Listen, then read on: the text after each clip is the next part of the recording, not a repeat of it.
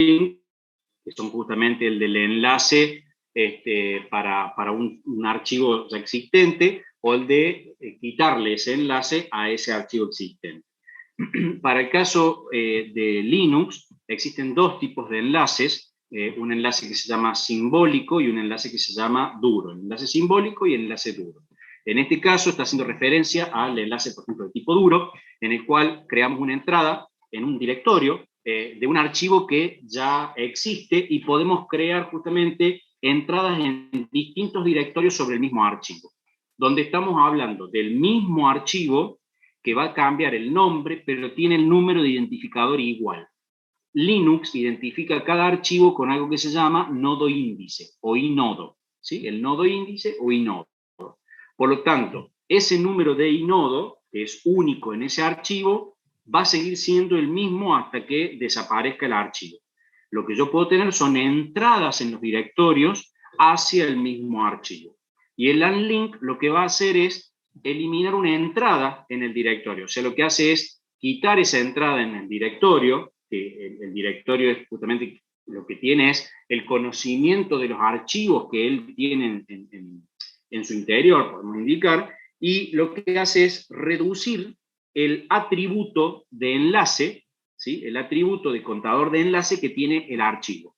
Entonces lo va a decrementar. Eso es lo que hace el unlink. Por lo tanto, nosotros estamos planteando acá dos tipos de enlace. En este caso hablamos de un enlace particular, que es enlace duro, específico para Linux, ¿sí? Específico para Linux, que no lo tenemos en el caso de Windows. En el caso de Windows sí tenemos lo que se llama el acceso directo. Acceso directo o enlace simbólico. Acceso directo o enlace simbólico. A ver, aguárdenme un segundo, por favor.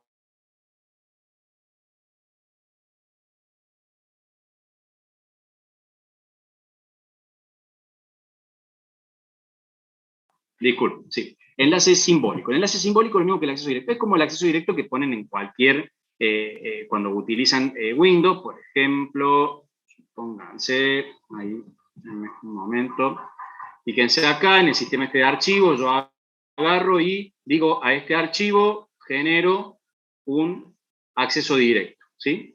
Le genero un acceso directo. Ese acceso directo es un acceso directo, fíjense el tamaño, que pesa un K, y es un acceso directo al sistema original, ¿sí? Al sistema original. Por lo tanto, el enlace simbólico es lo mismo que el acceso directo que utilizan en Windows. ¿Esto qué significa? Si yo borro este archivo, este otro, que es el acceso directo, queda acéfalo. ¿Qué es? ¿Esto qué es? Un puntero apuntando a un archivo que si yo lo borro no existe más el archivo y por lo tanto es un puntero que queda apuntando a la nada, ¿sí? Por lo tanto, esto es lo que se llama acceso directo o enlace simbólico. Y el concepto que estamos leyendo acá de link y unlink es el de enlace duro. Es otro concepto, ¿sí? Es de enlace duro, que es el que vamos a ver, porque es justamente el que no conocemos, ¿sí? El de enlace duro. Ya vamos a ver que en un sistema operativo como Linux, nosotros podemos ejecutar con un mismo comando y con la opcionalidad podemos crear un simbólico, como es el acceso directo de Windows, o un enlace duro que se puede hacer en Linux, ¿sí? Específicamente en Linux. Bien, todo archivo o directorio en Linux tiene asociado este número que se denomina inodo, que es único y que lo conoce el sistema de archivos, ¿sí? O sea que el nombre es algo que nosotros usamos, pero en realidad el inodo es el que lo convierte en unívoco, ¿sí? En este caso. El inodo no es más que un bloque de disco, o sea, es ya vamos a ver lo que es un bloque, ¿sí? Vamos a ver que es como si fuese que tuviese una hoja cuadriculada. Bueno, un bloque sería un cuadradito de la hoja cuadriculada, ¿sí? Donde en ese cuadradito, en ese bloque, yo tengo los atributos, ¿sí? Todos los atributos, entre ellos un atributo es el contador de enlaces, y también tengo las direcciones de los otros bloques donde tengo la carga útil, donde tengo la información que corresponde al archivo que yo he querido hacer persistente, que yo he querido guardar, ¿sí? Denme un segundo que me olvidé poner esto. Que yo quiero hacer persistente, que yo quiero dejar guardada, que quiero resguardar esa información. Entonces, lo que tengo allí es justamente el contenido de mi archivo en esos bloques. Por lo tanto, ¿qué es lo que es un inodo? Este inodo tiene un bloque de disco que tiene como información ese bloque, ¿qué cosas? los atributos y las direcciones que apuntan a los bloques con la carga útil, con la información útil de mi archivo. El inodo no es más que un número entero. Los directorios en los Linux, ¿qué es lo que contienen? Contienen justamente el nombre del archivo y los números de inodo, ¿sí? O sea, los números de inodo que justamente son los que indican qué archivo contiene ese directorio, ¿sí? O sea, es un pequeño índice de números enteros, lo que tenemos con su respectivo nombre. Ese atributo que se llama número de enlaces es el que me identifica en cuántos directorios o desde cuántos directorios tenemos acceso a ese mismo archivo. Para esto se utiliza un comando que se llama ln, ¿sí? El comando ln, que ahora lo vamos a ver. Ustedes lo van a aprender, no me voy a poner acá a hacer la práctica, ustedes lo van a poder ver en Linux, cuando vean las prácticas con las profes de práctico, y van a poder realizar prácticas sobre esto. Acá lo que me interesa es la parte conceptual del enlace duro, ¿sí? De esto del conocimiento del enlace duro.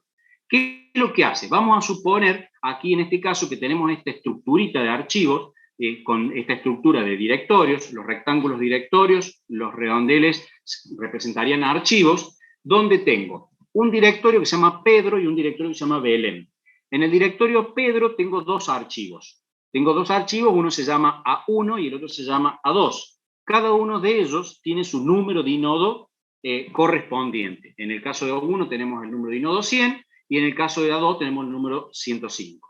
Si yo veo lo que es el directorio de Pedro, me encuentro con esta tablita. Me encuentro con el nombre del archivo y el número de inodo. El nombre del archivo y el número de inodo, ¿sí? Entonces eso es lo que vamos a estar viendo. Con el comando ln, yo acá le estoy indicando. Por empezar, el comando ln, como les dije, es un comando que lo van a tener en un Linux, por ejemplo acá, en un Linux, el comando ln, y si le ponen --help, pueden ver toda la ayuda de este comando, y este comando, por defecto, sin ninguna opción, genera un enlace duro, que es lo que estamos viendo ahora. Pero si ustedes quisieran crear un acceso directo, tienen que crear un symbolic, ¿sí? Un symbolic que no crea un enlace duro, sino que en vez de un enlace duro genera un enlace simbólico, que es un acceso directo, es como lo conocen ustedes en el Windows, ¿sí? Entonces, el comando es ln. ln espacio, el origen, cuál es el archivo. A ver, ya que estamos, vamos a repasar. ¿Qué tipo de ruta es esta? ¿Absoluta o relativa? La que están viendo ahí. Que lo vimos la semana pasada, ¿sí? ¿Es absoluta, profe? ¿Absoluta o relativa? ¿Es absoluta? Absoluta. Muy bien, es absoluta, perfecto, es absoluta porque parto justamente desde la raíz hasta donde yo quiero llegar.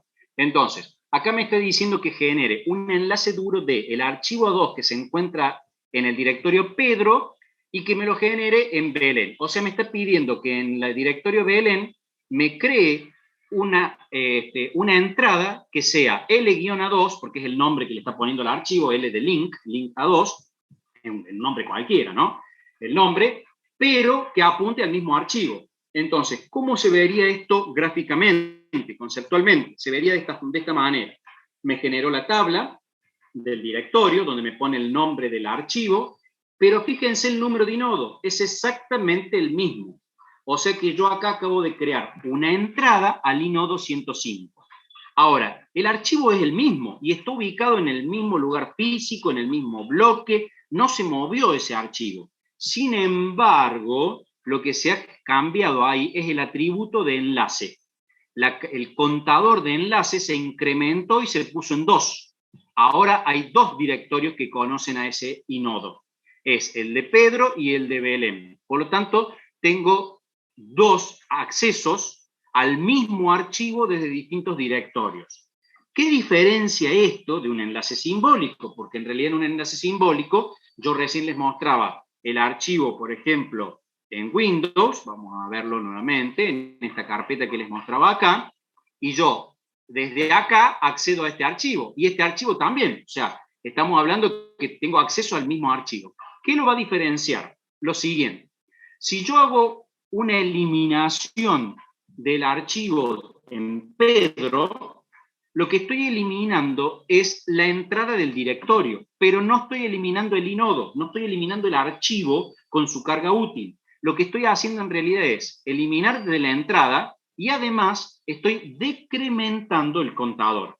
Entonces, el directorio de Pedro ya no tiene más acceso al ínodo de 105 o al archivo que era 2, pero el archivo no se eliminó del disco, sigue estando el archivo. ¿Por qué? Porque aún tiene un contador de enlace en 1. Fíjense, ¿qué comando usé? RM, usé el comando de eliminación. Sin embargo, antes de eliminar, lo que se hace es, se decrementa el enlace, y si el enlace es 0, entonces sí se elimina del disco. Pero si el enlace no es 0, no se elimina del disco. ¿Por qué? Porque significa que sigue habiendo una entrada en algún directorio que tiene que tener acceso a ese archivo. Sí, ahí están levantando la mano. Escucho. Profe, una pregunta. Si yo elimino ese link que tengo al archivo de parte de Pedro y después quiero por alguna razón que lo vuelva a tener, ¿lo puedo crear desde Belén? Claro, lo podés crear sin ningún problema. Lo que vas a hacer es justamente ejecutar el comando ln, por ejemplo, si hacemos rutas absolutas, /home, /belén, /l-a2, espacio y el destino. En este caso, /home, /pedro, si le vas a poner el mismo nombre, /2. Y vuelve a aparecer, que en realidad no es que creas un nuevo archivo. Lo que estás haciendo es creando una entrada en el directorio a un mismo archivo. El archivo es el mismo, no ha cambiado. Lo que tenemos son entradas distintas de distintos directorios. Eso es lo que estamos haciendo. La ventaja de esto ¿qué es? Que tengo acceso de todos lados al mismo archivo físico, porque está ubicado en el mismo lugar y es siempre el mismo archivo físico, y que lo pueden eliminar todos, ¿sí? Pero no se va a eliminar hasta que no lo elimina el contador que valga 0. Cuando el contador de enlace valga 0, recién ahí el archivo desaparece. Pero si no, no desaparece, que es distinto al enlace simbólico. Porque si en el enlace simbólico yo elimino el archivo original, todos los accesos directos creados quedan acéfalos y por lo tanto no tienen más acceso al archivo original. ¿Está bien? Esa es la diferencia que tienen que conocer sobre un enlace simbólico y un enlace duro, ¿sí? En este caso no tenemos enlaces duros en Windows, sí los tenemos en Linux con esta estructura que tiene de inodos. ¿Estamos? ¿Se entendió esto? Sí, profe. Así continuamos. Perfecto. Muy bien. Entonces, seguimos con... Eso es lo que nos faltaba para culminar de la clase pasada con las operaciones, ¿sí? El link y el unlink, que son el ln, el comando ln en este caso, que es el comando que, bueno, ya lo van a usar en muchas prácticas y van a poder avanzar con distintas prácticas así. Bien, vamos a la administración de los archivos, ya metiéndonos más en el sistema de archivos, donde vamos a empezar a ver cómo está organizado, cómo se implementa y cómo se maneja. Y después vamos a ver cómo se implantan los archivos. Cómo es esto de que yo grabo un archivo en el disco o cómo lo ve el sistema operativo que lo graba. En realidad nosotros vamos a trabajar por ahora más en el sistema operativo, después vamos a ver cuestiones de implementación en el disco físico, ¿no? Cómo se ve en el disco físico. Pero ahora vamos a ver algunas cuestiones más conceptuales, ¿sí? Bien, lo primero que planteamos es, bueno, a ver, ¿qué sucede justamente cuando hablamos de una estructura de archivos? Cuando hablamos de la estructura de archivos, estamos hablando de unidades lógicas de almacenamiento. Primero definamos almacenamiento. El almacenamiento va a ser que, ya van a ver que en algún momento los archivos van a poder estar en memoria, pero un almacenamiento persistente lo tenemos en lo que se denominan almacenamientos secundarios. Normalmente, este almacenamiento secundario, ¿qué son? Los discos, ¿sí? Son los discos, donde grabamos información en forma persistente, pero podría ser una memoria flash, podría ser una memoria no volátil, una NVRAM, podría ser un pendrive, podría ser un disco de estado sólido, todo eso son discos, ¿sí? Son de alguna forma almacenamientos secundarios. ¿Quién es el almacenamiento principal? La memoria principal, que es la memoria RAM, ¿sí? Esa es la memoria principal. ¿Por qué? ¿Por qué le llamamos principal? Porque el procesador, cuando tenga que acceder a la información de archivos, lo va a hacer cuando esté en memoria principal. Entonces esto quiere decir que siempre va a tener que ir a buscar cosas al almacenamiento secundario, llevarlas a memoria principal para que puedan ser accedidas. Todo se accede en memoria principal. Bien, es una colección de información relacionada. Y sí, ¿por qué? Porque un disco duro, por ejemplo, se particiona al disco, se lo divide en pedazos, ¿sí? Esos pedazos se llaman particiones, que en realidad son pedazos lógicos, ¿sí? Donde comienza y donde termina. No agarro un disco duro y lo parto como una pizza, ¿sí? O lo quiebro en pedacitos, sino que lo que hago es, lógicamente le digo, acá comienza una partición y acá termina una partición. Entonces lo divido en particiones, ¿sí? Y en algún momento entramos de vuelta con aquel concepto que vieron de particiones en matemática discreta, donde recuerden que el concepto decía que la unión, ¿qué pasaba con la unión de las particiones? ¿Qué me da? Si yo tengo un conjunto A y divido al conjunto A en A1, A2 y A3, la unión de A1, A2, A3, ¿qué me da? A ver, el conjunto A, muy bien. ¿Y la intersección de A1, A2 y A3? Los elementos que tengan en común. Nada, vacío. No tiene que tener nada en común. Vacío. Correcto, no tiene que tener nada en común. Eso me decía el concepto de partición. Bueno, es el mismo concepto que vamos a aplicar en un disco duro. No tiene que tener nada en común una partición con la otra. Tengo que tener una unidad lógica que arranca en un punto, termina en el otro y no hay nada en común. El siguiente va a arrancar en una dirección totalmente distinta y no conoce las direcciones de la otra partición. Por lo tanto, eso es justamente la unidad lógica de almacenamiento, ¿no? En este caso, las particiones. El sistema de archivos, ¿dónde va a residir? Bueno, en este almacenamiento secundario, que no es más que un sistema de archivos que está dividido y organizado en capas. Justamente, las particiones son una capa también, a tal punto que yo puedo, por ejemplo, eliminar una partición sin afectar a la otra. Esa es la idea de cuando dividimos las cosas en capas, que una capa no afecte a la otra. Sí, muchas veces la tengo que tener en cuenta porque puede influir, pero no debería de afectarla, ¿sí? Ese debería ser el concepto en este caso.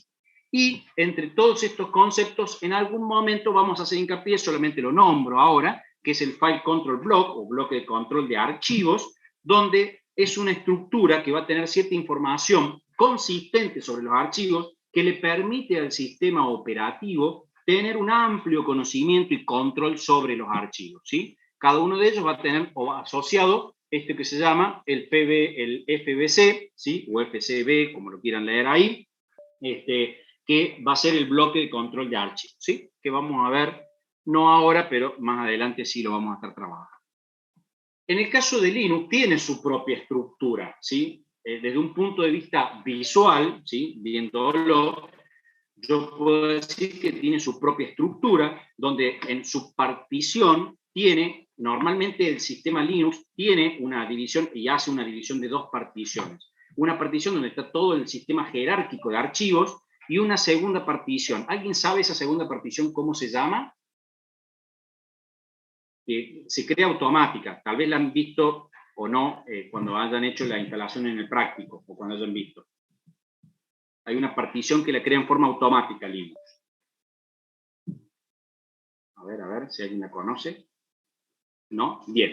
Esa partición la crea en forma automática y se llama partición de swap, ¿sí? La partición de swap, que es una partición de intercambio, que ya veremos más adelante para qué sirve, ¿sí? La partición de intercambio. Bueno, por defecto genera esa, pero esa por ahora no nos interesa. Nos interesa, en este caso, como Linux, que crea una partición donde está dividida su sistema de archivos de esta manera. De esta manera, de tal forma que, fíjense, yo en esta máquina virtual, que vamos a ver acá, que una máquina virtual no es más que en este caso estoy usando una aplicación que se llama VirtualBox, que está corriendo en el sistema operativo Windows y que está emulando una máquina virtual, está emulando memoria, está emulando disco, está emulando un montón de cosas y tengo este sistema. Pero esto no es una partición, esto es un sistema simplemente de máquina virtual, ¿sí? Es una máquina virtual. Entonces, fíjense en este caso, si yo hago vamos a irnos al raíz, perdón, se ve, pasa por usar siempre el ASCII, y acá tengo, vamos a ir al raíz, no al raíz, perdón, me quería volver justamente al home. Acá, quiero volver al home, ¿sí? Ahí estoy en el home, y ahora sí me voy hasta el raíz, ¿sí? Estoy parado en el home, para que vean que estoy parado en el home, vamos a hacer un ls acá, y que vean que hay una carpetita sola, y ahora sí estoy parado en el raíz. Fíjense el raíz, si yo hago un ls -l, que coincide con esta estructura estándar que tiene Linux, ¿sí? Que están viendo aquí, y que son las mismas carpetas, ¿no? Barra bin, barra boot, barra dev, etc, home, lib, están todas las mismas carpetas que estamos viendo acá, puede haber alguna más, alguna menos, dependiendo del sistema o la distribución que hayan instalado, pero la estructura esta es una estructura genérica, estándar de los Linux, donde cada una de ellas ya tiene también su estandarización de qué es lo que debe contener. Yo debería respetar el contenido. Por ejemplo, si yo voy a montar un CD, que montar un CD sería, si voy a poner un CD, ¿dónde debería acceder ese CD? Bueno, lo debería acceder, por ejemplo, en barra media, ¿sí? Deberíamos tenerlo ahí. O podría ser en barra MNT, ¿sí? Donde va a ser algo que lo voy a poner en forma temporal y después lo voy a estar sacando.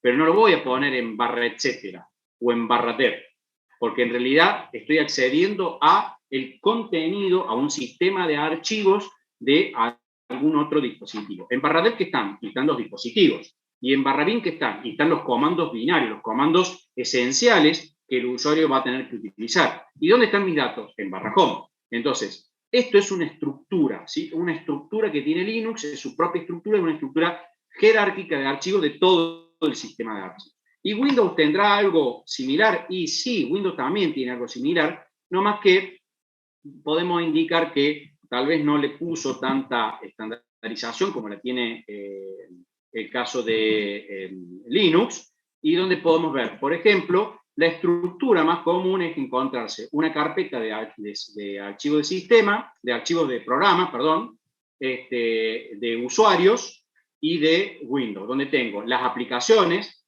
lo que es todo el contenido a usuario y todo lo que es relacionado al sistema operativo. Y dentro del propio sistema operativo también hay una estructura, ¿sí? Donde, por ejemplo, me encuentro con el System32, que es donde se encuentran las librerías principales de acceso al hardware y de comunicación con los módulos que estuvimos planteando el otro día con NTFS, y un montón de otras carpetas más. Por ejemplo, se van a encontrar con la carpeta, no sé, font, por ahí, a ver si está por acá. Vamos a hacer una cosa, vamos a listar solamente lo que sean directorios, ahí está, así no nos confundimos con archivos también. Por ejemplo, acá está el directorio de las fuentes, el directorio de la ayuda, o sea que nos encontramos con una estructura también de directorios, ¿sí? Que tenemos acá, y que es bastante útil, ¿sí? Como estructura de directorio. Pero este es el sistema de archivos en el caso de Linux, que vamos a hacer mucho más poco, porque justamente nos permite ir más a bajo nivel, ¿no? El sistema. Independiente de que sea un Windows o sea un Linux, el sistema de archivos se puede ver como un concepto general. Y como concepto general yo lo puedo ver desde dos puntos de vista. Un poco desde más una vista de usuario, ¿sí? El principio de usuario, y después en qué momento empieza a interaccionar el sistema operativo con ese sistema de archivos, ¿sí? En un principio, yo lo que tengo es normalmente un shell o una línea de comando, ¿sí? El shell es lo que vemos en un Linux, normalmente usamos shell, también podemos usar un bash, que es un intérprete de comando. O sea, intérprete de comando, ¿qué significa? Que yo escribo algo y él intenta interpretar lo que yo quise poner. ¿Qué comando significa? ¿Sí? En este caso, bueno, un bash. En el caso de Windows, la línea de comando, ¿sí? Este intérprete de comando, que también me permite ejecutar distintos tipos de comandos, ¿sí? Por ejemplo, ahí no me lo pudo interpretar porque no es un comando propio de Windows, el ls. Bien, entonces, comandos que puede ejecutar y programas, ¿sí? Programas que se pueden llegar a ejecutar. Cuando se ejecuta, cuando se lleva a cabo esto, obviamente lo hace a través de algún nombre, porque nosotros le ponemos nombres a estos archivos, a estos comandos, a estos programas, y que están asociados a operaciones que se pueden desarrollar. Por lo tanto, en esas operaciones yo me puedo mover en el disco, ¿sí? Hay un manejo del disco donde me puedo mover en los distintos directorios y que voy a tener un control de acceso a esos directorios o a estos archivos. Yo puedo o no moverme, está muy asociado a los permisos que voy a poder hacer justamente con esos directorios. Eso es muy superficial para el sistema operativo en sí. Ya cuando entro en la estructura del archivo, ya cuando entro al archivo en sí y quiero accederlo a ese archivo, a su contenido, a los registros que tienen estos archivos y manipularlo, ya sea para leerlo o escribirlo, es que el sistema operativo entra en juego. y empieza a ver con toda esta información que tengo, el nombre, el control de acceso, o sea, los permisos que tengo o no, el método de acceso que quiero hacer o no, si es que el sistema le va a permitir o no hacerlo y si es que lo va a hacer o no. Cuando ya reconozco el archivo que quiero acceder y sé dónde está ubicado como sistema operativo, una de las primeras cosas que va a hacer es bloquearlo. Bloquearlo para que tenga acceso ese usuario y que no pueda modificarlo, por ejemplo, otro. Supónganse que abren un archivo, un documento de Word en su máquina y quieren volver a abrir ese archivo, van a ver cómo el sistema les va a decir, te lo abro, pero en solo lectura. ¿Por qué? Porque hay alguien que ya lo tiene abierto modificándolo. Entonces, ahí es donde se producen estas cuestiones de la compartición, que vamos a ver cómo resuelve el sistema operativo esta situación cuando más de un proceso quiere acceder al mismo contenido, a los mismos bloques que se llaman, ¿sí? Los bloques. Estos bloques, que van a ser bloques físicos que van a estar después en memoria, en realidad va a ser información que vamos a sacar del disco y lo vamos a llevar a memoria principal, y es lo que nosotros vamos a estar bloqueando, ¿sí?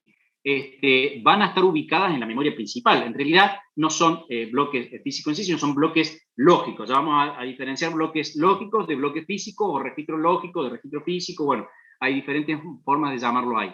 La cuestión es que la información, para ser accedida por los procesos, por el sistema operativo, requieren sí o sí que la información esté en memoria. Por lo tanto, hay que ir a buscarla al almacenamiento secundario y traerla hacia la memoria principal. Por eso existe lo que se denomina el manejo de entrada-salida. Yo tengo que saber cómo puedo acceder al disco, cómo puedo buscar y cómo puedo traer la información y llevarla a la memoria principal. Normalmente un espacio que se denominan buffers, que son espacios del proceso.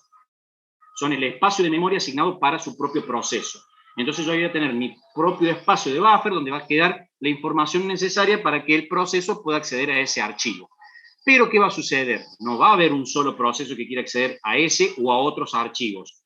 ¿Qué va a pasar? El disco duro es uno solo. Ustedes imaginen que el disco duro tiene una púa, tiene justamente un cabezal que se tiene que mover, y no puede haber 20 queriendo mover el cabezal al mismo tiempo. Entonces tiene que haber una planificación en ese disco de justamente quién va a buscar primero, cuál va a ser la prioridad, cómo se va a acceder y demás, para que yo vaya despachando a cada uno de los procesos que me va pidiendo algún archivo que tengo que ir a buscar al almacenamiento secundario, traerlo y llevarlo a la memoria principal, ¿sí? Así también en esto que es los manejos de entrada-salida que tiene que conocer el sistema operativo, ya sea Windows o sea Linux, no importa, va a tener que saber cómo alojar los archivos, cómo alocarlos, cómo guardarlos, cómo implantar ese archivo en el disco, ¿sí? Entonces, para eso va a usar normalmente los drivers, ¿sí? Los controladores, el cual a través de ese controlador se va a comunicar con el módulo controlador de disco, o sea, con el hardware, con la pieza de hardware,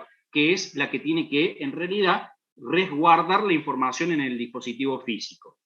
Allí vamos a tener también que no todo va a estar ocupado en el disco, sino que va a haber espacios disponibles, lo que se llaman espacios libres. Esos espacios libres son espacios que no están siendo utilizados en estos momentos por los archivos, y yo voy a tener que conocer como sistema operativo que tengo espacios libres. Por lo tanto, tengo que también manejar los espacios libres. Así como tengo que manejar y conocer los archivos que están implantados en el disco, también tengo que conocer los espacios disponibles.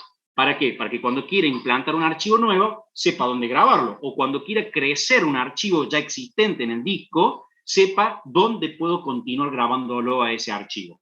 Estamos hablando de los espacios. Entonces, esto que estamos viendo acá es un concepto muy genérico de los sistemas de archivos. Obviamente es general, sirve para los Linux o sirve para Windows. Es exactamente el mismo caso para ambos. Bien, dentro del sistema de archivos, ¿sí? Cuando ya vamos a implantar, por ejemplo, y vamos a empezar a crear en un disco, vamos a formatearlo, vamos a darle las piezas necesarias para después convertirlo en un sistema de archivos que sea válido para nuestro sistema operativo, comienza toda la primera etapa, que es justamente la de la creación de las particiones, ¿sí? La creación de las particiones. Normalmente, un disco que está dividido en unidades lógicas de almacenamiento, ¿sí? Porque es eso, el disco rígido es el disco físico, ¿sí? Ustedes tienen 1 tera, pero por ejemplo podrían agarrar a ese tera y dividirlo en 3 particiones, ¿sí? En 3 particiones. Cada una de esas particiones tener porciones iguales o más o menos, por ejemplo, darle 250 a una, 250 a la otra y 500 a la otra, ¿sí? Es lo que hacemos, una división. Independiente de ello, cada sistema operativo suele dejar una porción del disco para una partición propia del sistema operativo que la necesita para cuestiones de seguridad, para cuestiones de consistencia, para cuestiones de copias de seguridad, de backups propios que tiene que hacer, como para darte una opción en caso de que tengas algún problemita y puedas volver para atrás, ¿sí? Son algunas de las cosas que terminan haciendo nuestros sistemas operativos. Bien, cada partición puede tener un sistema de archivos diferente. Por ejemplo, yo podría tener una partición con NTFS y otra con X4. Esto significaría que tengo un Windows y tengo un Linux instalado. Sí, tranquilamente, en el mismo disco yo puedo tenerlo. Pero recuerden, la intersección es vacía. Por lo tanto, no tengo bits compartidos acá. Por eso es que, por ejemplo, un Windows normalmente no ve el sistema de archivos de Linux. Y un Linux no lo ve, salvo que le pidamos que lo monte, ¿sí? Que lo va a poder ver tranquilamente sin drama. Las particiones, en el caso de las Master Boot Record o de la BIOS, ¿sí? Lo que utilizamos hoy, que son las BIOS, las BIOS permiten hasta 4 particiones, ¿sí? Que pueden ser 4 particiones primarias, o pueden ser 3 primarias y una extendida, donde, bueno, esas extendidas se las llama también secundaria, y estas particiones, cada una de ellas puede tener, como dijimos recién, un sistema de archivos propio. Si usamos UEFI, ya escapa esto, ya estamos hablando de tecnología de hardware, ¿no? Si usamos UEFI en vez de la BIOS, ya llegamos a 128 particiones, ¿no? En este caso vamos a plantearlo y nos vamos a parar en más bien BIOS, que es lo más convencional para comprenderlo, ¿no? Que es lo más convencional para comprenderlo. Entonces, en este caso, por ejemplo, tenemos un disco, lo estamos particionando, tenemos 4 particiones, pero fíjense cómo, aparte de tener esas 4 particiones, tenemos una primer parte que dice MBR y tenemos algo que dice tablita de particiones. ¿Qué es la Master Boot Record? La Master Boot Record es algo que se denomina sector 0 del disco. Así se llama, sector 0 del disco. El sector 0 del disco nos sirve para saber dónde es que comienza justamente el disco y dónde es que de ahí, al comenzar en ese punto, sabemos que lo que sigue va a ser información que tiene relacionada con el arranque del sistema operativo y contenido del sistema operativo. Ustedes recuerden que la BIOS arranca a nivel de hardware, con información propia, que hay en algunas ROM y demás grabadas, y después busca en el sector 0 y cuando encuentra el sistema operativo lo va a cargar en memoria, y cuando empieza a cargar en memoria, él le pasa la posta al sistema operativo. O sea, la BIOS deja de interactuar, de ser el sistema de entrada-salida básico, pasa al dar el arranque y le entrega la posta justamente, en este caso, al disco, ¿no? Entonces, al encontrar el sector 0 hace que arranque el disco y empieza a funcionar y ahí es donde arranca toda la historia, ¿no? Entonces, ¿qué contiene? Bueno, tiene justamente la MBR y tenemos ahí esta tabla de particiones. La tabla de particiones, de alguna forma, ¿qué me indica? Dónde inicia y dónde finaliza cada una de esas particiones, ¿sí? Dónde arranca y dónde termina, a nivel lógico, dónde empieza y dónde termina. Cada partición tiene justamente un bloque de arranque, por eso es que yo puedo llegar a tener sistemas operativos y en un momento indicarle a nuestro sistema operativo que arranque ya sea con un Windows o con un Linux, ¿sí? Y cada partición se tiene que marcar, de tal forma, se marca como activa en la misma tabla para que pueda ser utilizada, ¿sí? Esta es la forma. Entonces, esa información que tenemos justamente en la tablita es información relacionada con nuestras particiones. Ahora, cuando nos adentramos a la partición, por ejemplo, nos vamos a encontrar con, por ejemplo, un bloque de arranque, que es el que carga en RAM al sistema operativo de esa partición, es el pedazo justamente necesario para decir, acá está tal sistema operativo y lo va a cargar en la memoria principal, Y luego viene lo que se denomina número mágico, lo vamos a llamar así general. Después vamos a ver que en Linux eso se denomina, es el superbloque, ¿sí? El superbloque, que el número mágico identifica el tipo de sistema de archivo, ¿sí? Existen cientos de sistemas de archivo, FAT, NTFS, EXT, OS, hay un montón de sistemas de archivos. Esos sistemas de archivo, bueno, están identificados por un número, ¿sí? Al que se lo denomina número mágico, ¿sí? Además, nos vamos a encontrar con los metadatos. En los metadatos, ¿qué tenemos normalmente? Tenemos justamente cantidad de bloques que tiene el sistema de archivos, la administración de espacios libres, algo más de información relacionada a el índice de todos los archivos y directorios que podemos llegar a tener, y luego tenemos lo que es la carga útil, o sea, tenemos los archivos y los directorios en sí, ¿sí? Así es como lo tendríamos implementado. Si lo vemos desde el punto de vista de un Linux, veríamos algo más identificándolo de esta manera, donde agregamos este concepto que no lo tenemos en Windows, por ejemplo, ¿sí? Que son los inodos o nodos índices. El bloque de arranque, el superbloque, ¿sí? Ese superbloque que contiene el número mágico y contiene la cantidad de bloques de sistema de archivos que tenemos, lo que es espacios libres, ¿sí? Todo lo que es la parte de administración de los espacios libres, que eso lo tendríamos en los metadatos, ¿sí? En los nodos I, o inodos, en este caso, porque es específico, y estamos hablando de un sistema operativo, como el caso de Linux, donde me indica justamente por cada archivo y cada directorio que yo voy a tener. Y obviamente el directorio raíz, donde es que comienza, ¿sí? El directorio raíz. Podría ser el raíz la barra y podemos llegar a tener un sistema de archivos como por ejemplo un pendrive. Cuando ustedes lo enchufen, le voy a tener que indicar dónde arranca, por ejemplo, la raíz del pendrive, ¿sí? Entonces, muy probablemente la raíz del pendrive se encuentre en barra media barra pendrive. Y ahí comienza el sistema de archivos que tiene el pendrive. Por ejemplo, que sea un pendrive con FAT, no con EXT, ¿sí? No con un sistema operativo, con un sistema de archivos nativo como el EXT de Linux. Bien, entonces, así es como yo lo vería en cuanto a una organización, genérica y en este caso específica sobre un Linux en particular, ¿sí? Estamos viendo sistemas de archivos, cómo se organizan los sistemas de archivos. En el momento que nosotros ya nos adentramos a el archivo dentro de un sistema de archivos, nos vamos a encontrar que hay una estructura que está relacionada con bloques físicos o registros físicos y registros lógicos o bloques lógicos, ¿sí? El bloque físico está asociado normalmente a cómo se implanta en un disco, ¿sí? El bloque físico, ¿sí? Y el lógico está asociado normalmente a cómo lo vemos acá, es bloque lógico, registros lógicos, ¿sí? Pero independiente de eso, les voy a mostrar una gráfica, denme un segundo, que lo tengo por acá, si no me equivoco, hace un rato esta la tenía, la había buscado, y ahí les muestro, ¿sí? Acá está, miren, así se ve un disco duro físico, ¿sí? Así se vería un disco duro físico internamente. Es como un conjunto de platos, ¿sí? Le vamos a llamar platos, ¿sí? Técnicamente le denominamos plates, platos, y cada plato tiene pistas, y cada pista está dividida en sectores. Sectores que son pedacitos de porciones muy chiquitas, ¿sí? Esas porciones son pequeñas. Eso es un sector físico.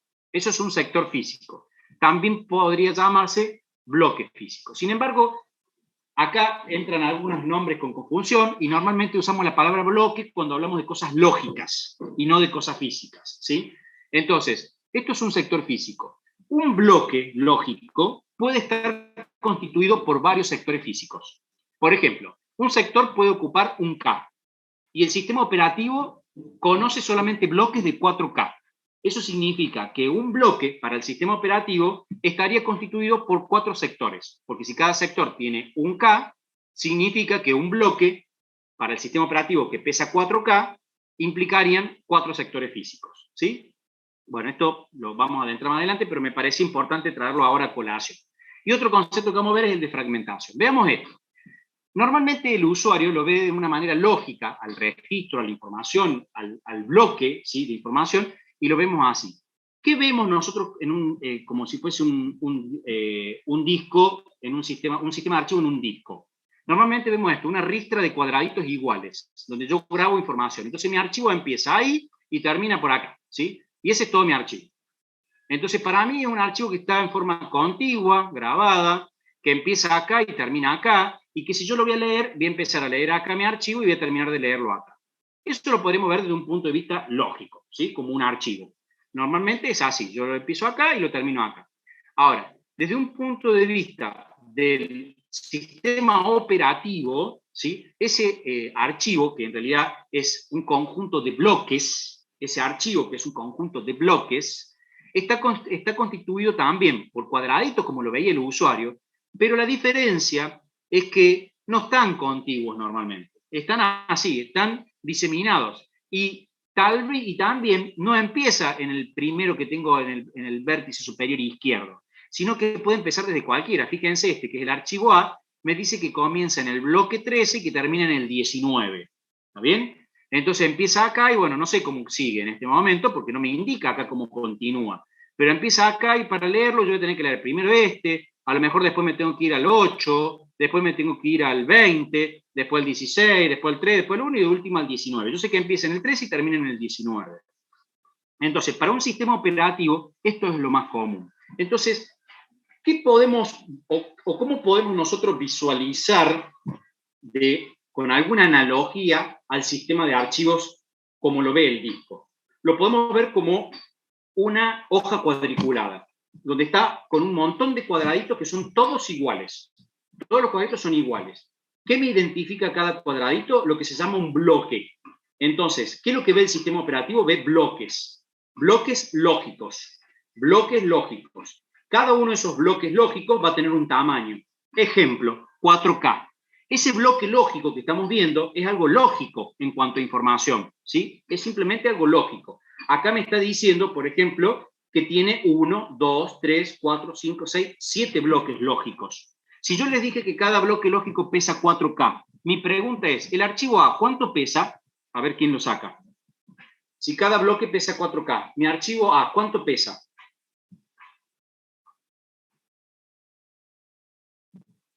A ver, si alguien lo saca.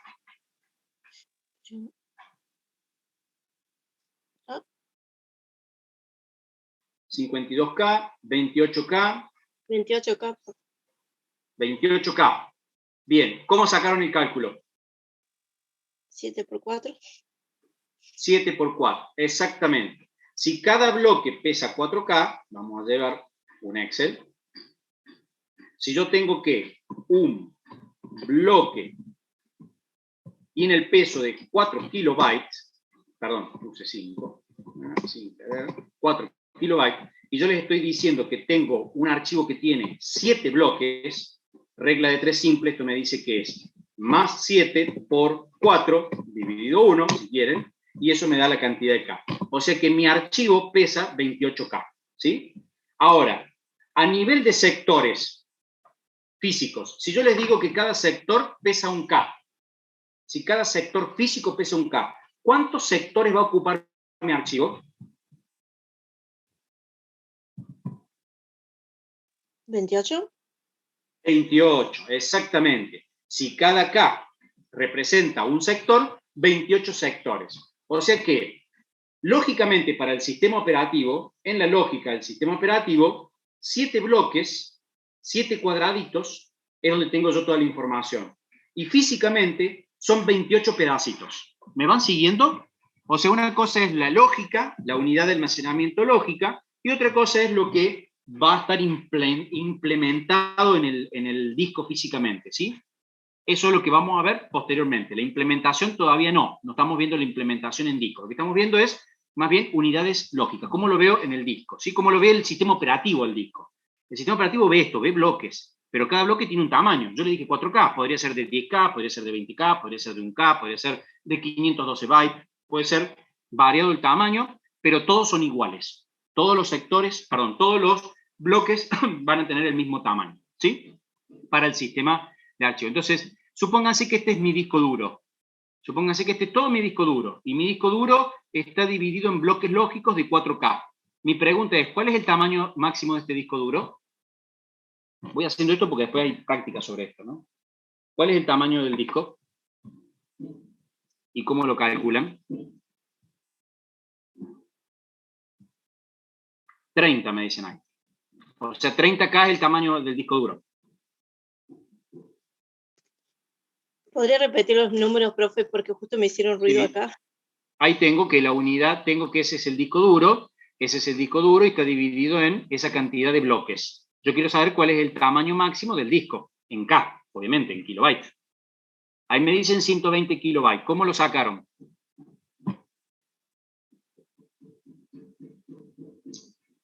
...30 por 4. Perfecto.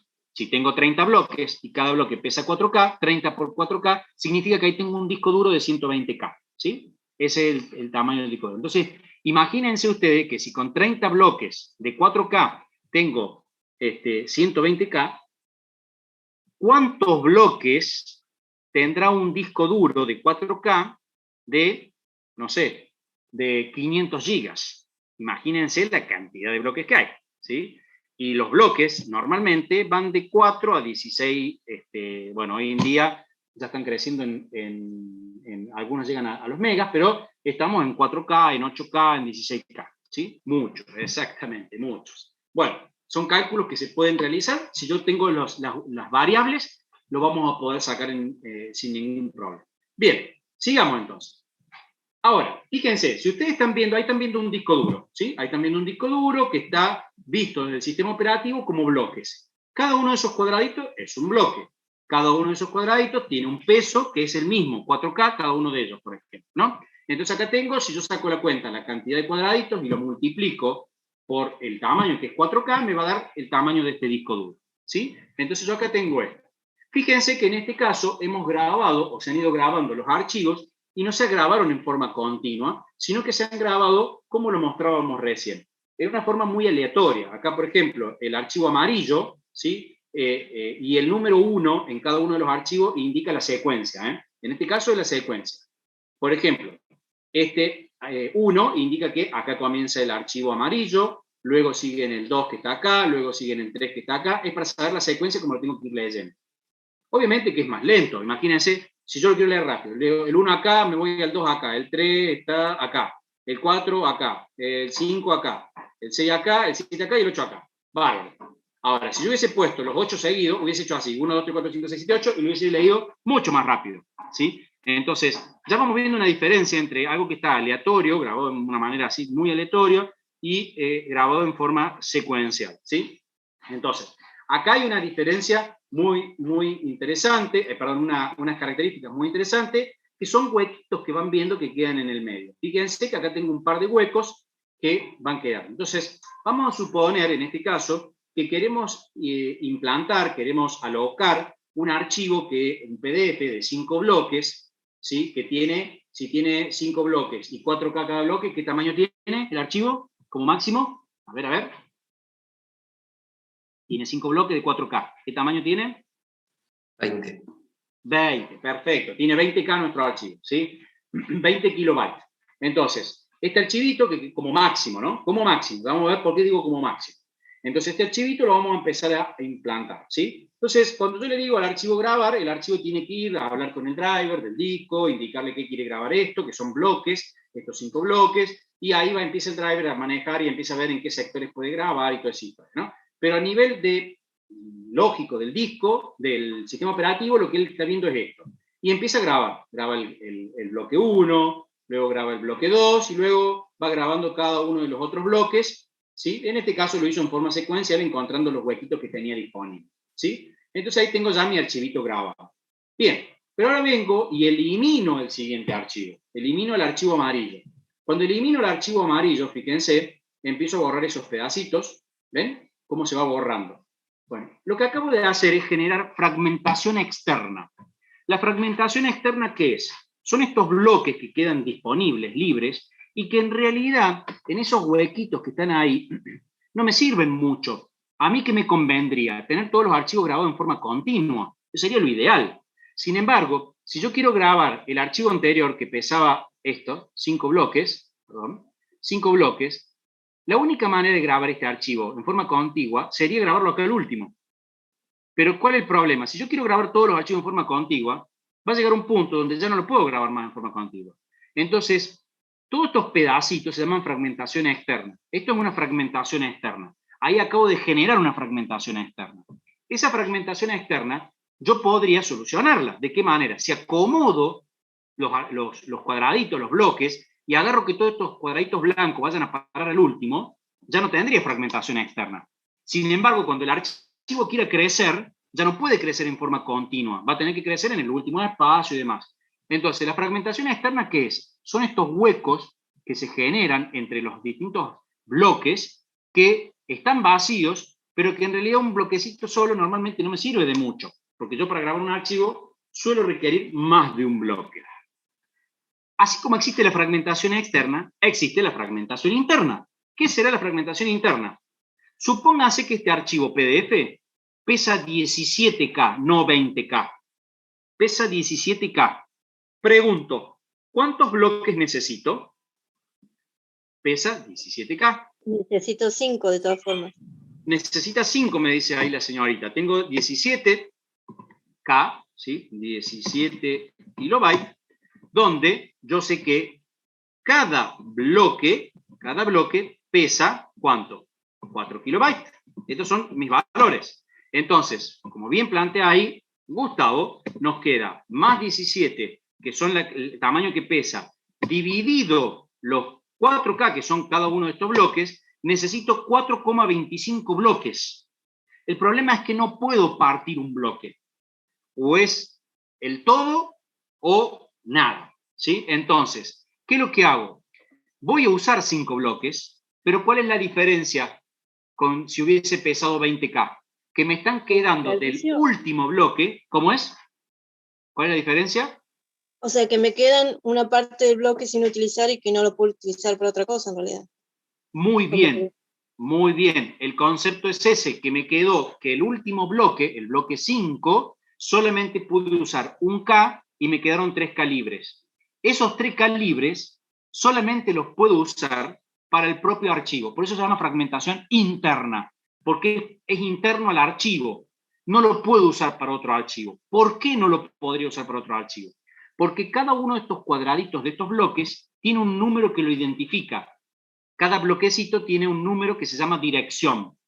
En el caso este primer bloque tiene la dirección 0, la dirección 1, la 2, la 3, la 4, la 5 y así sucesivamente. Cuando yo grabe el bloque el último bloque del archivo, supónganse que se graba en la dirección 10. De la dirección 10 hay un bloque de 4K. Ese 4K solamente graba un pedacito. ¿Qué pasa? Esa dirección 10 solamente puede pertenecer a un archivo. Cuando yo diga dónde empieza y dónde termina el archivo, voy a decir que termina en la dirección 10. Pero no puedo decir que otro archivo comienza en la dirección 10. ¿Por qué? Porque la pregunta va a ser, del bloque de 4K, ¿dónde empieza el archivo? ¿A la mitad? ¿A un cuarto? ¿A un pedacito? No puedo. El sistema operativo, en este caso, no podría manejar eso del sistema de archivos. Entonces, en este caso, en particular, estamos planteando de una fragmentación interna. La fragmentación externa afecta justamente a que por ahí no puede crecer otro archivo en forma continua porque no tiene espacios disponibles seguidos, pero tiene otros espacios que lo puede llegar a usar. Esto es una fragmentación. ¿Esto se puede resolver? Sí, se puede resolver. ¿Con qué? Con lo siguiente, miren, vamos a pasar, ¿sí? La fragmentación externa se resuelve con la desfragmentación. Con la desfragmentación resuelvo. Pregunto, ¿con la desfragmentación resuelvo la fragmentación interna? Y no. No, correcto. No la resuelvo. No la resuelvo, ¿por qué? Porque en realidad yo estoy acá reacomodando todo el archivo. Reacomodé el bloque 5, pero sigo perdiendo esos 3K. O sea, si este archivo nunca va a crecer, esos 3K se perdieron para siempre. No los puede usar nadie. Entonces, ustedes imagínense que en vez de ser bloques de 3K, sean bloques de 10 megas. Y el archivo pesa 17K. Solamente usaste 17K y perdiste todo lo otro de los 10 megas. O sea, perdés un montonazo. Fíjense la importancia que va a tener el tamaño del bloque. ¿Agilizás solo lectura? Sí, es correcto, Gustavo. Y no es menor agilizar lectura. Porque la lectura, vos ten en cuenta que tu disco, tu máquina, está haciendo una multilectura, porque vos tenés múltiples tareas y multiprogramación en el sistema operativo, y por lo tanto, en este momento vos estás viendo por Zoom, a lo mejor estás con, no sé, Instagram, tenés un antivirus, porque estás bajando un archivo y lo está revisando, y eso no está sucediendo solo en memoria y en el procesador. Eso también está ocurriendo en tu disco duro. En tu disco duro están ocurriendo un montón de cosas, por ejemplo, en un Windows, ¿sí? En el administrador de tareas, si se van al rendimiento, ustedes acá tienen el disco, ¿sí? Por ejemplo, bueno, en mi caso un disco de estado sólido, y en este caso, bueno, lo está haciendo bastante rápido, pero podría ser de que este disco de estado sólido sea un disco rotacional y esté leyendo muchos discos. Ejemplo, cuando estás bajando, ¿sí? Cuando estás bajando las actualizaciones de Windows, ¿sí? Cuando vos sientas la máquina lenta, venite a ver acá, y fíjate, si vos tenés un disco rotacional, venite a este monitor, ¿sí? En Windows, en Linux, en el que sea, porque todos tienen algún tipo de monitor. Linux tiene también un comando que es el top, ¿sí? Que permite ver esto en forma de línea de comando. Pero si lo querés ver en forma visual, también tenés un entorno visual como este. Y acá puedes ver justamente cómo están los picos. Obviamente, uno de estado sólido se nota poco, pero vas a tener a lo mejor picos en algún momento en particular cuando abras un archivo, ¿sí? Que no haya estado abierto previamente. A ver, voy a intentar de abrir, por ejemplo, el Word. Vamos a ver si hace algo. Fíjense, ahí estoy abriendo el Word, fíjense que hubo un pico, ¿sí? Hubo un pico de lectura, escritura seguramente ahí, porque estuve abriendo el Word, ¿sí? Entonces ahí se produce justamente lectura, escritura. Está yendo y viniendo. Y después se normaliza. Ya está, ya lo abrió. Ya lo trajo, lo llevó a memoria y ahora estoy usando lo que está a lo mejor en memoria, ¿sí? Entonces, cuando hay eso, justamente ocurren estas situaciones de picos. En los discos hoy, que son rotacionales, estos picos los va a tener acá arriba muchas veces. ¿Por qué? Porque son lentos con respecto a la memoria, el procesador y demás. El cuello de botella es el disco rotacional, ¿sí? Por eso muchas máquinas, hoy en día, con solamente cambiarle el disco de estado sólido, se consigue mucha más performance en la respuesta del sistema operativo. Agilizás la lectura y escritura, ¿sí? En ese caso. En el caso de tenerlo en forma contigua, agilizás mucho más todavía la lectura, pero mucho más la lectura. ¿Por qué? En los discos rotacionales lo que se hacía, como bien dice Ignacio, hay una tool en Windows que defragmenta el disco, ¿sí? Justamente el defrag, ¿sí? Si no me equivoco, todavía existe. A ver, defragmentador, sí, ahí está. Lo estoy viendo en mi pantalla, no de ustedes, perdón. Acá, el defrag, ¿sí? Que es un defragmentador, y esto permite, si ustedes quisieran, defragmentar el disco de un Windows, ¿sí? Y lo pueden poner a defragmentar. Ahora, tengan en cuenta lo siguiente, ¿qué implica una defragmentación? Implica haber agarrado por ejemplo, acá poner el bloque, el archivo naranja, 1, 2, 3, 4 en forma contigua. Eso implica que tengo que sacar el 3, el rojo lo tengo que sacar de acá. Entonces va a implicar agarrar el 3, copiarlo en otro, buscar un espacio libre en otro lado, al último, llevarlo al último, grabarlo, borrar el 3, agarrar el 2 naranja y copiarlo en el 2 y agarrar el 3 naranja y copiarlo donde está el rojo. Y luego agarrar el 4 naranja y llevarlo al 4 naranja. Luego, si sigue el gris, dejo el 1 gris acá. ¿Qué tengo que hacer con este? Este se liberó porque lo movimos antes. Tengo que agarrar el 2 gris y llevarlo a donde está el 2 naranja. A este 6 lo tengo que sacar de acá, llevarlo a otro lado y traer acá, y así. Eso es lectura-escritura, eso es movimiento permanente de cabezal de disco, una lentitud total para defragmentar el disco.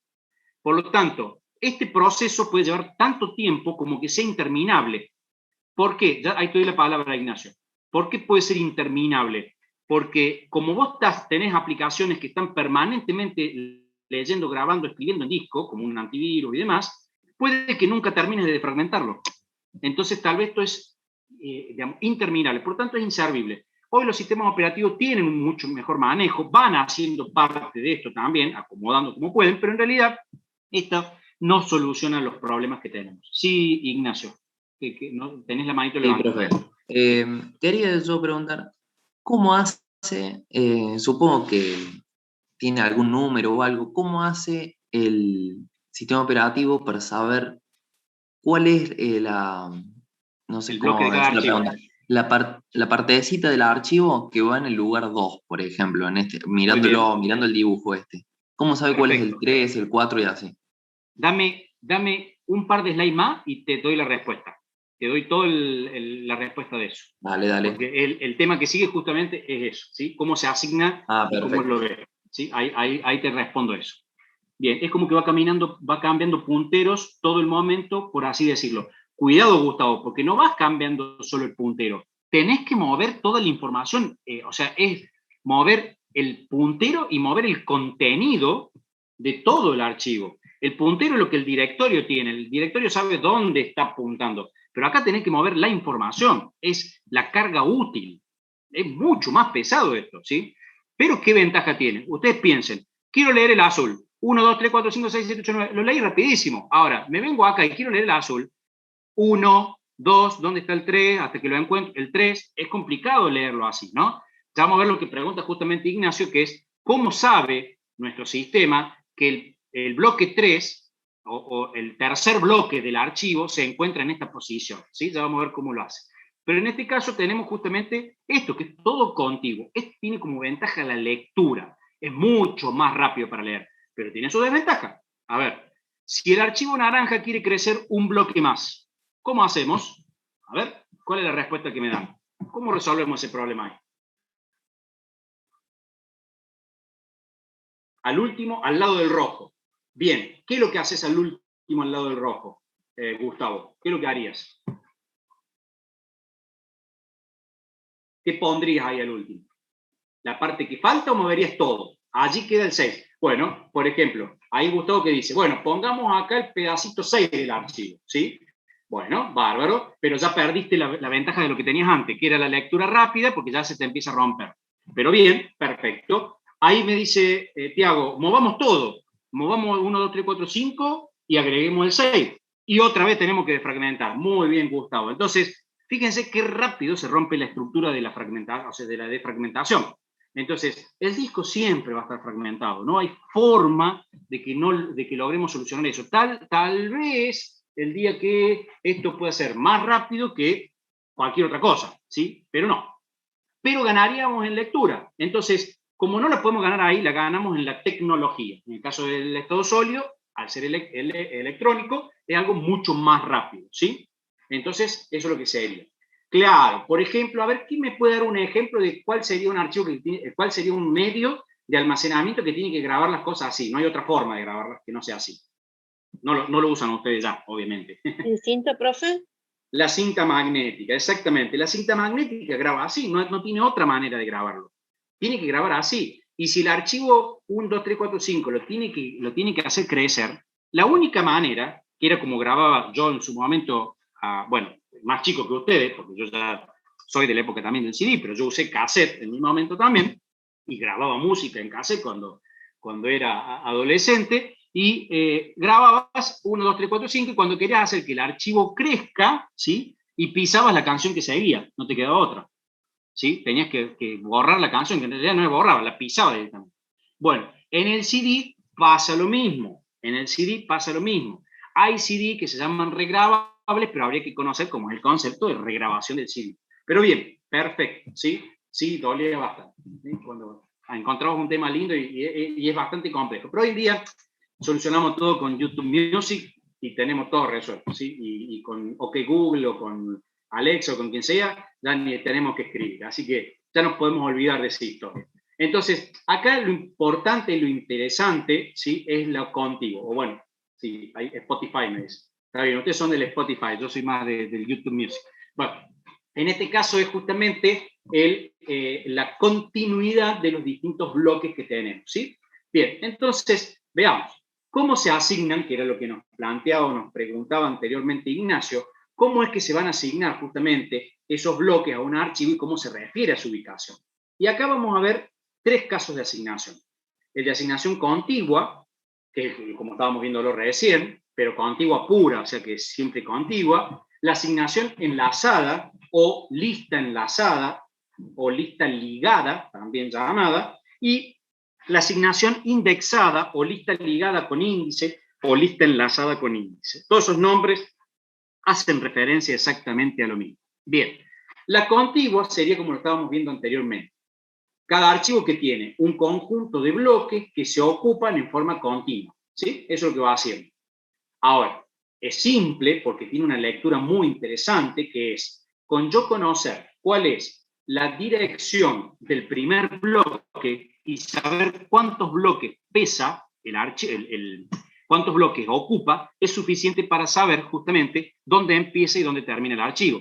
Yo sé que acá empieza en el bloque 0, porque esta está ubicada en la posición 0, y que tiene 5 bloques. 1, 2, 3, 4, 5 bloques. Este, por ejemplo, sé que está en la posición 5, porque esto es 0, 1, 2, 3, 4, 5. Esta es la dirección 5 y tiene 8 bloques, ¿sí? Entonces, con esos dos datos es suficiente para saber justamente dónde comienza y dónde termina, ¿sí? Al saber la cantidad de bloques, también puedo saber dónde está la mitad del bloque, la mitad del archivo. Al saber la cantidad de bloques, puedo saber dónde está la mitad del archivo. Entonces, en este caso, la respuesta justamente a la forma de saber cuál es la segunda parte de mi archivo es porque está en forma contigua. En este es muy fácil, es muy sencillo, justamente por eso. Si yo quiero llegar a la mitad del archivo, con saber la cantidad de bloques dividido la mitad, yo sé que encontré la mitad del archivo. Eso es lo que se denomina acceso aleatorio, que yo no hace falta que conozca todas las direcciones de los bloques, sino con yo conocer esta información es suficiente y necesaria para poder ubicarme en cualquier parte del archivo, ¿sí? Entonces, esto hace relación a la asignación contigua. Después, el desperdicio de espacio sí es un verdadero problema porque la asignación es dinámica. Por ejemplo, si yo acá borro este archivito 1, 2, 3, 4, el que está acá al medio de marroncito claro, ¿sí? Ese espacio me quedó disponible. Ahora, ese espacio disponible me sirve para un nuevo archivo que tenga 4 bloques, que pese 4 bloques como máximo, o para que el archivo verde crezca, o hasta para que el archivo azul crezca, porque de última muevo el archivo azul un poquito y grabo, pero ya sería moverlo al azul, ¿no? Entonces, si fuera siempre en forma contigua, solamente permitiría crecer al verde. Por ejemplo, el naranja no tiene posibilidad de crecer acá. Como bien plantearon antes, la única opción sería borrarlo de acá y llevarlo al último para que pueda crecer.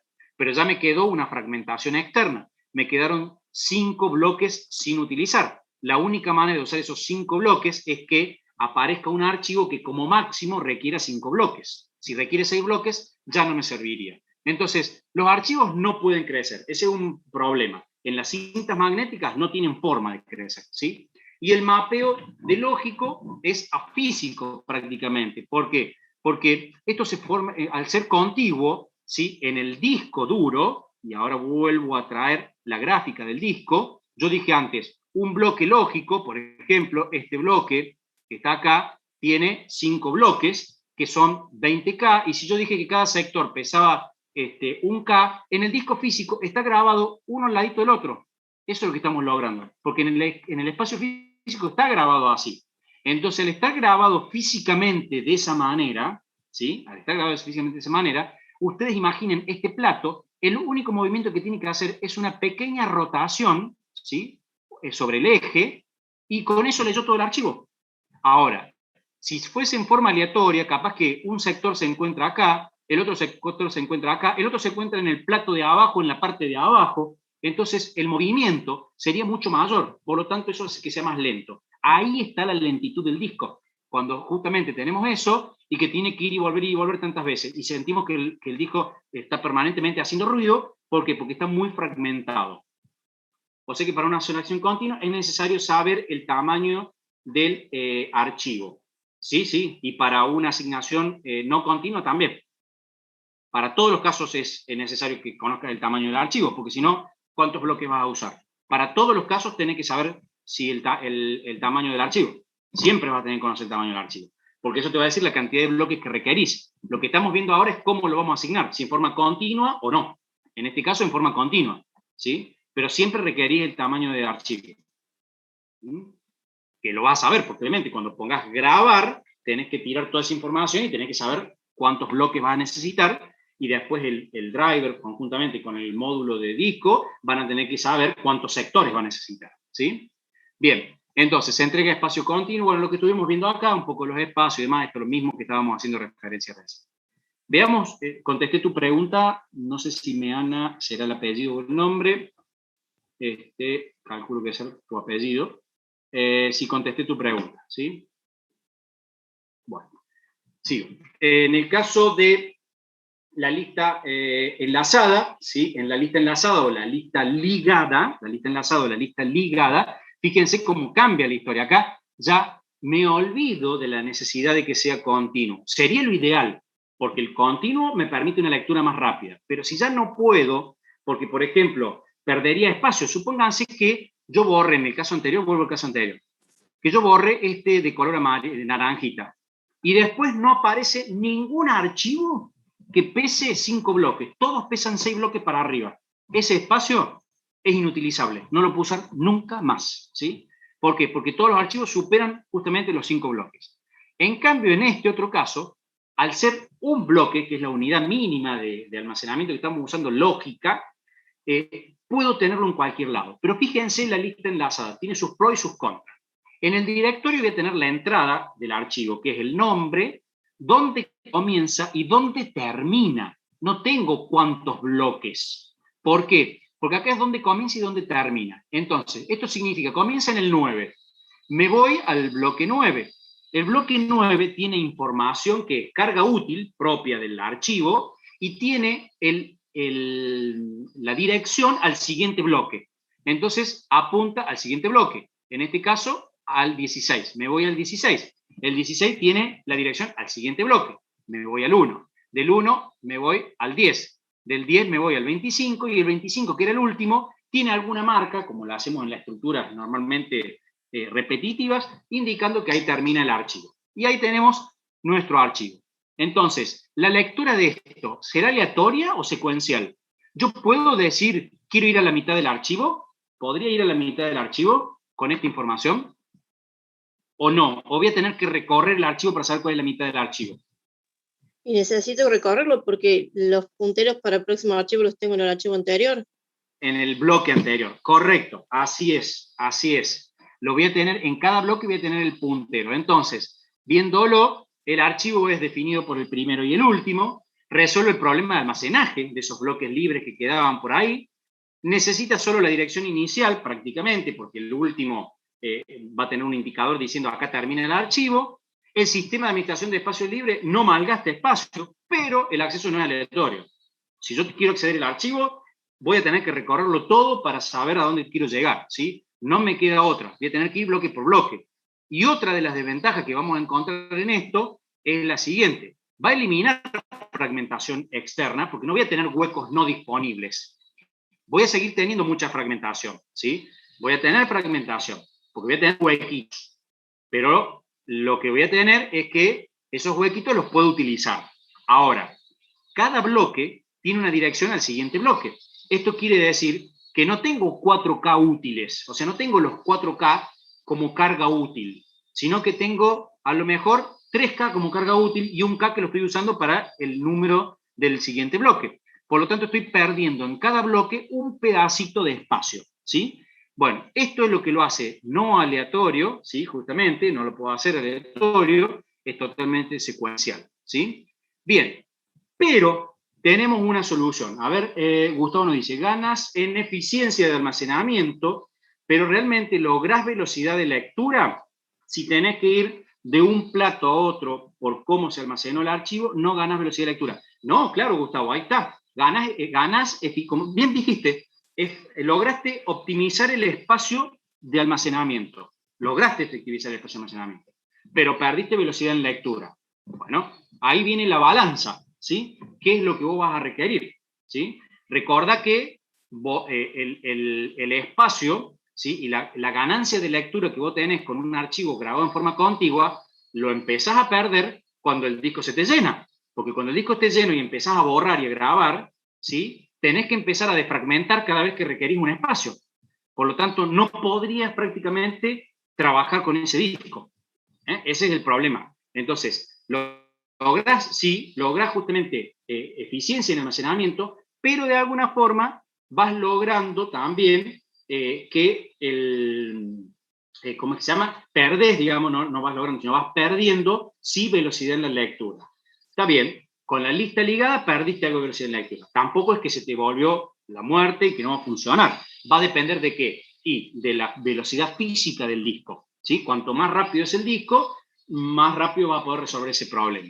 Y ahora traigo otra solución, tal vez más rápida que la de recién, y también logra mayor eficiencia en el almacenamiento, como es la lista ligada con índice, que es la que utiliza FAT, ¿sí? FAT es la tabla de alocación de archivos, que es la que utilizaba Windows, anterior que usaban los usuarios para los sistemas operativos de usuarios, como Windows 95, Windows 98, Windows XP en algún momento, y después, bueno, ya se implementó en NTFS por una cuestión de seguridad, ¿sí? Que principalmente nos da mayores características de seguridad. Pero en este caso, fíjense, ¿qué es lo que hace? Lo que hace en realidad FAT o la lista ligada con índice es ese numerito que teníamos en cada bloque, en la lista ligada, lo saca del bloque y lo coloca en una tablita. Entonces, yo tengo una tabla que me muestra el bloque físico, o sea, todos los bloques que conoce justamente el disco, ¿sí? Perdón, el sistema operativo.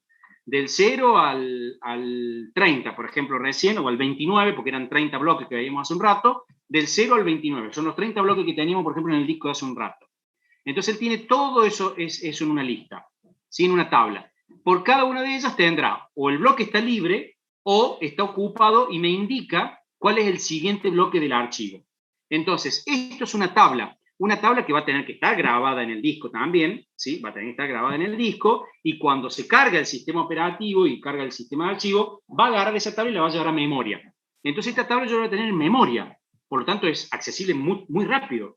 Entonces, si yo quiero acceder al archivo, vos fíjate, no es necesario que yo me ponga a recorrer el disco como el caso de la lista ligada. Directamente me voy a memoria, me voy a la memoria, busco esta tabla, veo dónde inicia el archivo, porque esa información sí la tengo, me dice que inicia en el sector 7, en el bloque 7, y me dice, sigue en el 1, entonces ¿yo qué hago? Genero la lista de todos los bloques que necesito, y le mando la información justamente al disco diciéndole necesito esto. Y ya puedo saber también cuál es la mitad del archivo, porque acá tengo toda la información de todos los bloques.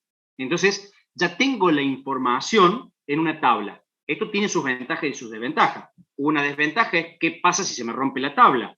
Pierdo el índice de todos mis archivos, lo cual era uno de los problemas que tenía FAT, ¿sí? Otra de las desventajas es que esto tiene que estar en memoria y por lo tanto es de todos los bloques. Recién dijimos un disco que tenía 30 bloques, pero yo le dije si es un disco de 500 gigas, por ahí alguien creo que sacó un cálculo de cuánto sería 500 gigas, si no me equivoco, en 4K, no sé si es el número que pusiste, Emiliano, pero si ese es el número, estamos hablando de 1.310 millones de bloques, ¿sí? Imagínate eso, que cada uno de esos bloques está representado justamente, tiene que estar, entonces yo voy a tener una tabla que va a tener 1.300 millones de entradas, ¿sí? Donde va a tener o un vacío o un numerito indicando cuál es el siguiente bloque, ¿sí? Entonces, es una cosa que es mucho más grande y va a ocupar mucho espacio en memoria. Se va a convertir en algo muy grande. Bueno, FAT tiene una limitación, FAT tiene sus limitaciones. Esa tablita no solamente tiene que estar en memoria, sino que si se destruye, como dijimos recién, perdemos el índice, sino que tampoco es escalable. Tiene un límite, ¿sí? Tiene un límite y muy acotado, que ya lo vamos a ver ya en la siguiente clase, porque no vamos a llegar ahora, pero que es muy acotado. Y tenemos dentro de esta FAT dos tipos de FAT, que son las que se usaban, la de 16 y la de 32 bits, que está asociada a la cantidad de direcciones que tiene. ¿Eso qué quiere decir? Que si vos tenés un FAT 16, significa que podés direccionar hasta 2 a la 16 bits. 2 a la 16 bits, 2 a la 16 bloques. O sea que va a tener 2 a la 16. Si ustedes sacan el cálculo, esa es la cantidad de bloques que podría conocer un sistema operativo de 16 bits. Y un sistema operativo de 32 bits va a ser 2 a la 32. Y uno de 64, 2 a la 64. ¿Sí? Entonces, depende de esa cantidad de bits, la cantidad de bloques que puede llegar a direccionar y a conocer un sistema operativo, ¿sí? En el sistema de archivos que estemos implementando, ¿sí? Bueno, acá vamos a dar por concluida la clase, porque después lo que sigue es todo lo que es la parte de implementación, ya metiéndonos con la implementación en sistema operativo Linux, y después ya nos vamos a meter también en Windows con NTFS, y algo vamos a ver con la implementación en el disco. Bueno, lo de los enlaces duros y simbólicos ya lo di, así que esto era un recordatorio nomás, pero lo otro es lo que vamos a estar viendo ya durante la clase que viene. Bueno, quedo ahora atento a preguntas que quieran consultar. Si quieren poner presente los que no pusieron, porque creo que no lo pusimos, no. Pueden poner presente. Y quien tiene alguna pregunta, quedo acá atento durante algunos minutos para las consultas que quieran realizar.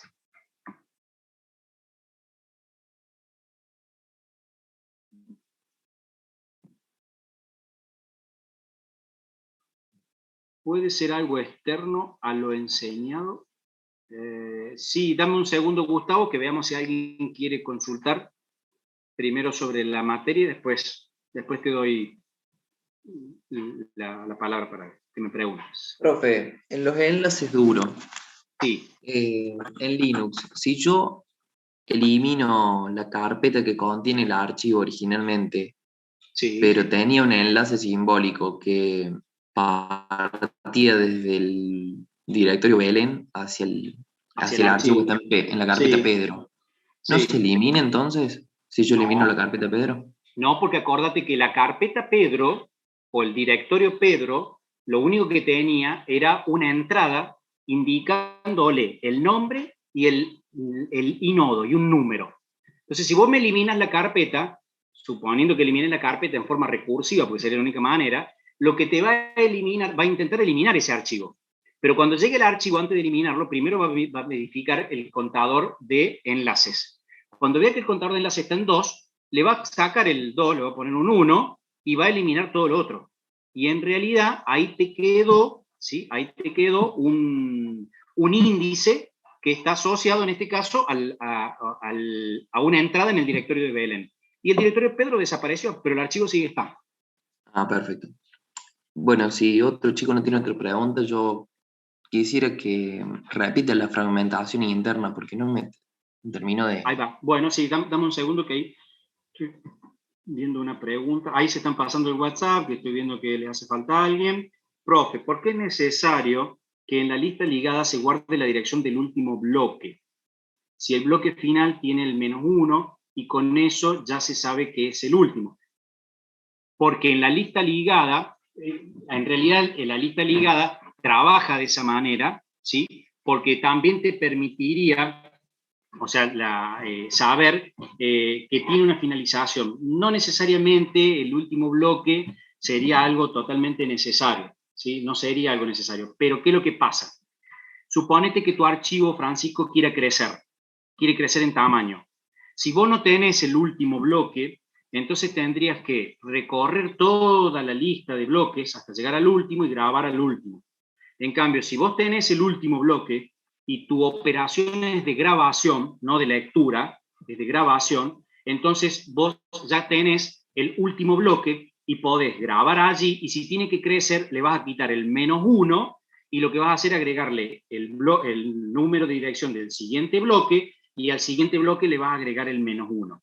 ¿Sí? No sé si se entendió la respuesta. ¿Quién lo ha dicho? Francisco, creo que no. Francisco, sí. ¿Se entendió? Bien, perfecto. Perfecto, Francisco. Bueno, vamos a tu caso.